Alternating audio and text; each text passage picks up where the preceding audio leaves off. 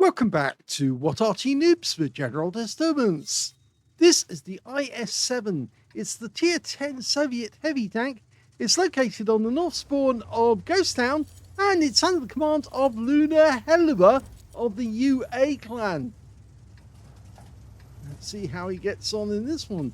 He's not the Supreme Commander, but I think he's going to do a lot of damage. Game on! Well, seeing as he's actually alongside a lot of heavy tanks at the moment, yes, he's going to get the side-by-side working for him. Going into battle with the Contradictious. Now, you know the IS-7 has a 13cm main gun, 490 alpha, and 250mm of pen with standard ammo. With the premium rounds, that goes up to 303mm of pen.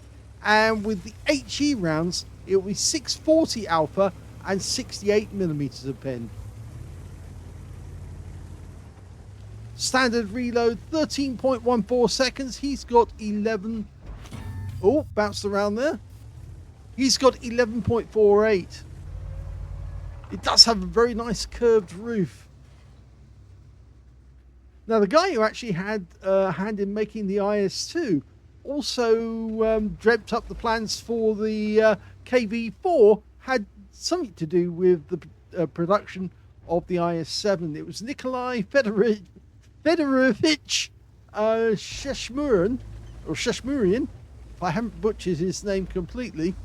He came up with the idea, and it was actually a very good heavy tank. First shot into a Cobra, low roll by only 1 hit point.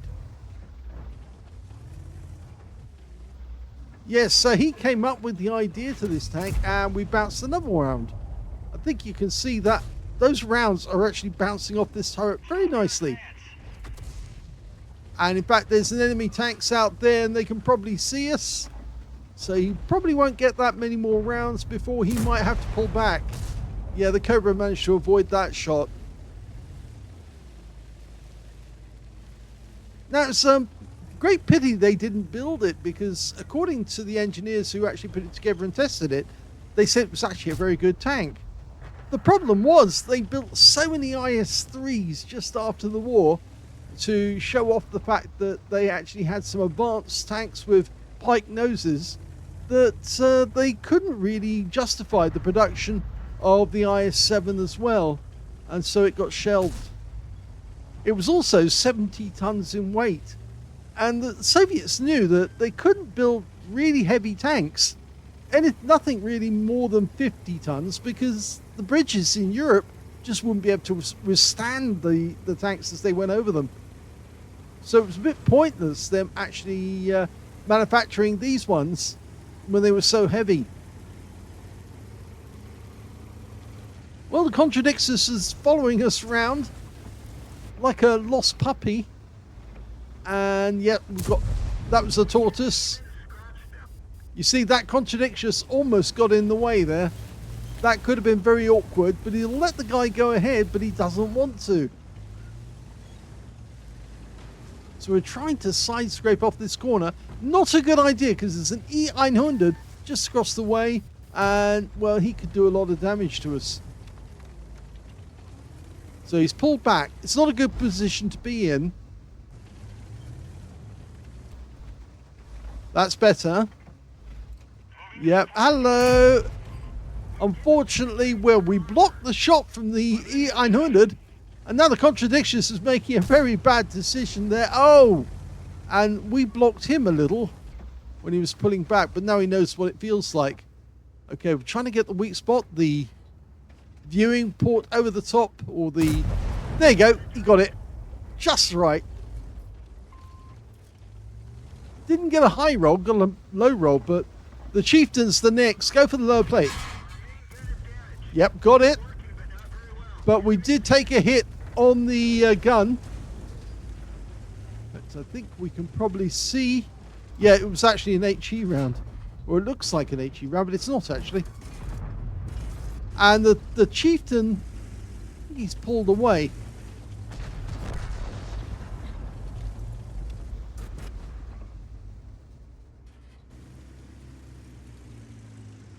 I think that tortoise is still going to be there. But the Cobra... Oh, here's the E-100 again. He must be still smarting. Nope. And the Chieftain didn't pull away. He's still there. And in fact, actually, he's making a big mistake now. Go for it. And that one did not go through. And that's giving the guy a chance. And he has actually put a round into us. Go for it. He tried to get that one through the drive wheel. He did. Into the body of the tank. Got a high roll, but the Chieftain fired one back. Okay, go for it again. And in fact, he kills the Chieftain this time and provides himself with extra armor to hide behind. And that he could use to side scrape off and shoot at the enemy tanks. There's the E-100. Pumps one into him. Okay, we've got a UDAS across the way. No, he's pulling back. He knows he's been rustled.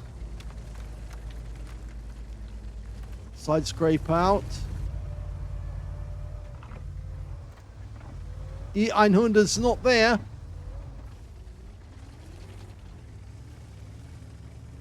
It's also a Waffenträger. The UDAS is just coming around the corner. He needs to be aware of that. And the Chieftain's going to come up against that. Yeah, there's the UDAS. I did say he was coming around the corner. And that one penetrated by virtue, I think, he overmatched the armor. And the UDAS fires one back. 446. Oh, now we've got the Waffenträger. Now we could load an HE round for this. I would normally do that. But, is he? I think he's just going to make do with the premium rounds. He doesn't need to. He could just use standard AP for the Waffenträger. Doesn't really have any armor as such. Bit of okay, pull back for the UDAS.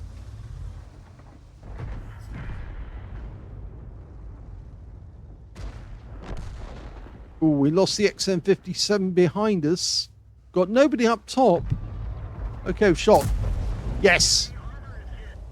And that's a high roll for 520. Persuaded the UDAS to pull back. Waffenträger still angling for a shot. But he's actually he's a bit further away than I thought he was. I think we can actually go around the corner and attack that UDAS 16 head on. He could take the Patriot out first, though. He's a one-shot. The E5 is not, but the Contradictious is on him. And they just killed the Patriot. So we could go around here. And yes, the E5 is now a one-shot. So just poke around the corner and take him out of the game. Hello. Didn't get the ARP shell through, though. Looks like our E5 might be able to take out their E5 from behind. Okay. We took one. Thanks a lot.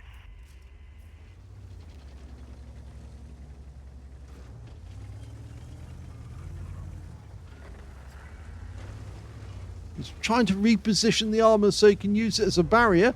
And I think he's finally done it. Oh, again, he can't get through the cupola. What's going wrong? He's aiming for the right spot. He is using standard AP now, though. Okay, go for it. Not yet, not yet, no. Not yet. He's doing that deliberately.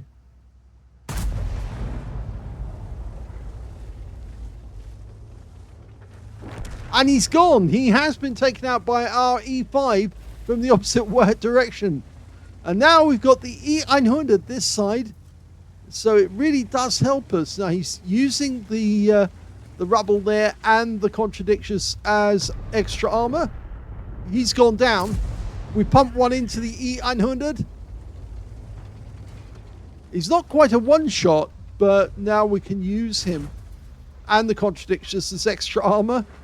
The E-100's gone into the pit. He's now one shot and He definitely can be taken out. We're pushing the armor, and we've got the turtle over there as well, which is a bit of a problem. Now, E100, can we get the shell on him?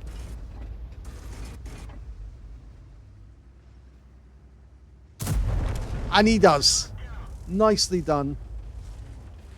Okay, there's only 5 enemy left. Waffenträger was on the outskirts of the town. All the others were right at the back of the map. So it's basically now an assault on the K-line. Okay, we know where the Waffenträger is. There's the turtle. He's right at the back of the map. Don't need to worry about him.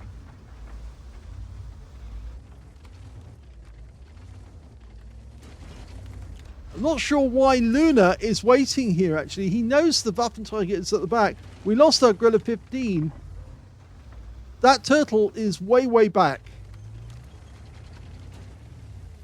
No, you don't need to worry about this guy. He's actually worrying about a tank. This is why you need to use your map time, your mini-map, sometimes just to work out where the enemy tank is. Because you might actually be acting as if the guy's just around the corner when he's actually a lot further away. Well, they've lost their turtle because he went up on the hill trying to spot guys and shoot at them. And somebody got a round in.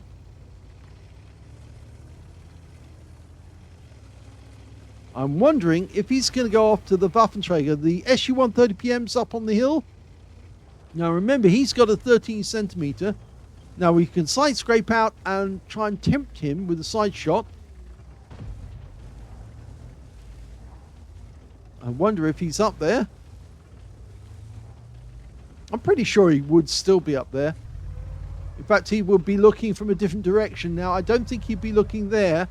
I think he's right at the end. Yeah, because he's trying to shoot it out, guys. They're coming in. We just need to watch out for the Waffenträger as we go around the corner. And there he is. Hello. Nice. That's one. Okay, now we can just drive up. We're not quite a one-shot for the SU-130PM. But he's now moved into a position where he can shoot at us. Hello. And he goes out the game just like that. That's the 3rd kill. He's going to drive around the corner now, try and get at the Waffenträger, the last enemy. He has been badly mauled in this game, as you can see. He's had a heat round right through the front and several AP rounds. And there's the Waffenträger. I don't think he's got a chance of surviving. The SU-130PM is going in for the kill. And he gets it. And that's the end of the game. It's a victory and the guns are up.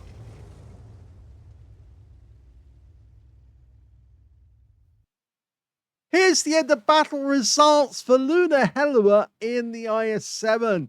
He managed to get a first-class tanker out of this game, as well as a fire for effect for doing more damage than the hit points for his own vehicle. He got a steel wall for blocking the most damage in that game, at least 11 hits and 1,000 hit points of damage, as well as the high caliber for dealing the most damage in that game overall. Let's have a look at team score. Well, we can see the highest damage in this game actually went to Luna Helluva. He managed 5,680 hit points. Second highest actually went to the Contradictious, who managed 4,771. And the third highest damage went to the E5 on the enemy team, the one we had so much trouble trying to kill. He got 4,583 hit points, but he didn't clear his 6. And our E5 was up on the heights, looking down his rear, and shot him in the ass. When it came to kills, we can see top scorers were, Luna Helluva, 3 kills, and the Gorilla 15 on the enemy team got 3. And 2 kills went to the Concept 1B, G-Saw, and the Contradictious.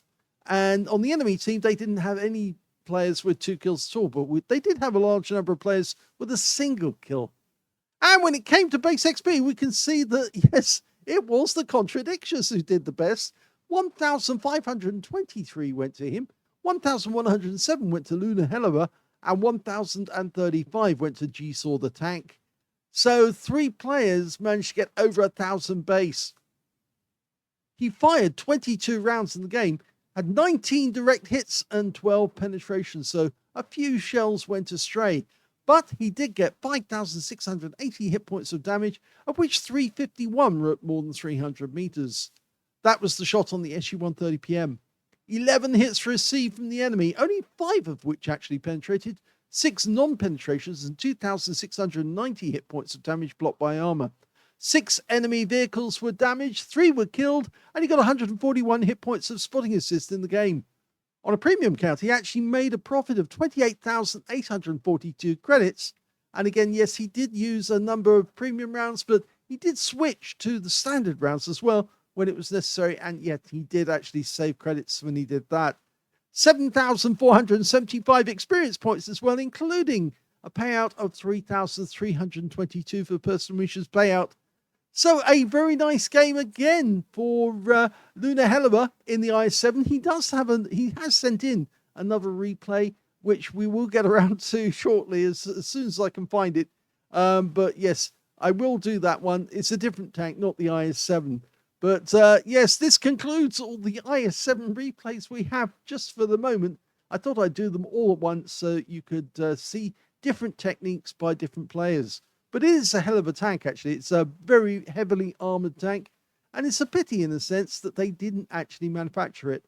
But I guess they just didn't need them. And they didn't need such a heavy tank at this stage in the European theatre.